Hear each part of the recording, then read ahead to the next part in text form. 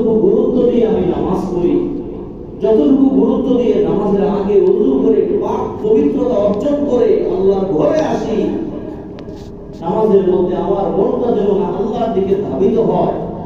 আমি কত কষ্ট করে এই নামাজ পড়ি, আল্লাহ এই বিধানটাকে পালন করি। কোনদিন কি আমরা চিন্তা করেছি ওই যাকাতের বিধানটাও তো সেই আল্লাহ ওই কোরআনের মধ্যে একেবারে পাশাপাশি আল্লাহ তাআলা উল্লেখ করে আপনার আমার উপরে ফরজ করে দিলেন। প্রিয় ভাইরা, কিছু বিধান আছে যুগল বিধান, অর্থাৎ দুই বিধান আল্লাহ তাআলা একত্রে আলোচনা করেছেন। দুটো বিষয় আল্লাহ তাআলা কোরআনে একসাথেই তুলে ধরেছেন। যেমন আল্লাহ কোরআনে বারংবার বলেছেন, একাধিক জায়গায় বলেছেন, ইন্নাল্লাযীনা আমানু ওয়া আমিলুস সালিহাত,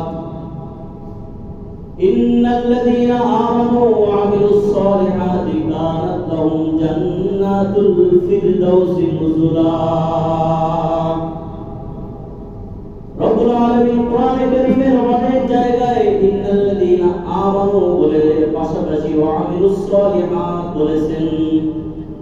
আল্লাহ বলেন, ঈমান যদি তোমার থাকে, ঈমানের পাশাপাশি যদি নেক আমল থাকে, তোমার ঈমানটা যদি মুকাম্মাল থাকে, পরিপূর্ণ থাকে, পাশাপাশি যদি নেক আমল থাকে, চাই নেক আমল কম হোক আর বেশি হোক, ঈমান যদি পরিপূর্ণ থাকে, তাহলে রব্বে কায়নাত বলেন, কানাত লাহুম জান্নাতুল ফিরদাউসি নুজুলা।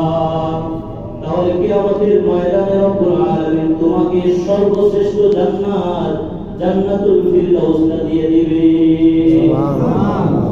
তবে শর্ত হলো ঈমান ঠিক থাকতে হবে, কারো ঈমান